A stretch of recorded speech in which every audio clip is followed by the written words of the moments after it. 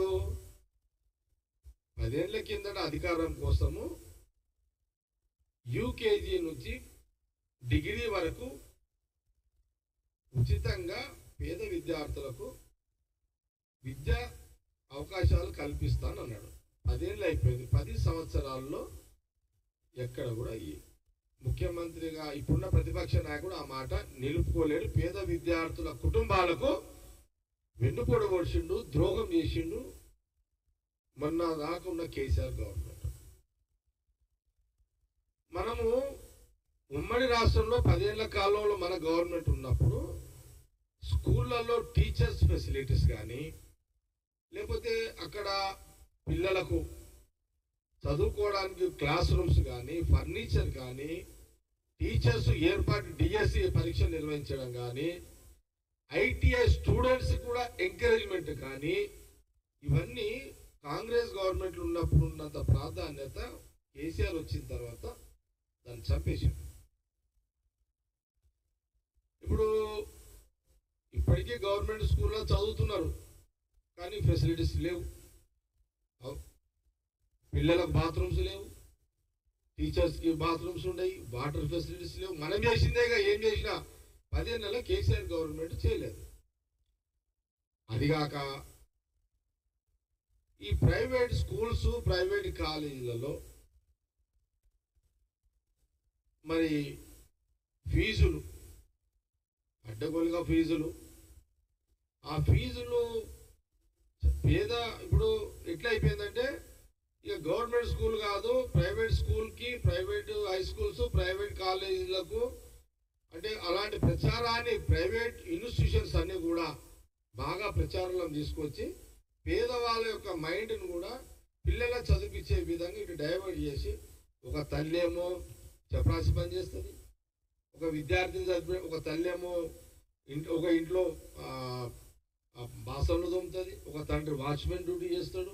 ఇలాంటి తల్లిదండ్రుల యొక్క పిల్లలను ప్రైవేట్ స్కూళ్ళలో చదివించి ఆ పిల్లలు మంచిగా అయితే అనే ఒక ఆశతోటి అనేక కష్టాలు పడుతున్న తల్లిదండ్రులు ఈ వ్యవస్థనన్నిటిని కూడా ప్రక్షాళన చేయాలని మన తెలంగాణ కాంగ్రెస్ గవర్నమెంట్ సీఎం రేవంత్ రెడ్డి గారు ఇప్పుడు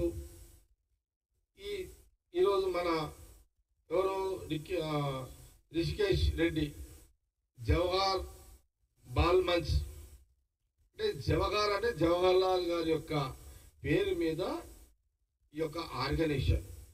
ఎందుకు జవహర్ లాల్ గారు స్వాతంత్రం రాగానే విద్య అనేది ప్రాధాన్యత పెట్టుకున్నాడు. విద్య ఉంటే దేశం ఎదుగుతుంది అనే ప్రాధాన్యత. కాబట్టి ఇప్పుడు ఏంది, ముఖ్యమంత్రి రేవంత్ రెడ్డి గారు కాంగ్రెస్ గవర్నమెంట్ విద్యా కమిషన్ ఏర్పాటు చేయడం జరిగింది. ఇప్పుడు దీనివల్ల లాభాలు ఏంటి అనే విషయాన్ని చెప్పదలుచుకున్నాం. లాభాలు ఏంటి? ఈ కమిషన్ ఏం చేస్తుంది అంటే, ఇప్పుడు ప్రతి గ్రామంలో అక్కడ క్లాస్ రూమ్స్ ఉన్నాయా, పడిపోయినాయా, కొత్తవి కావాలి, టీచర్స్ కొరత కావాలి, విద్యార్థులకు ఫర్నిచర్ ఫెసిలిటీస్ కావాలి.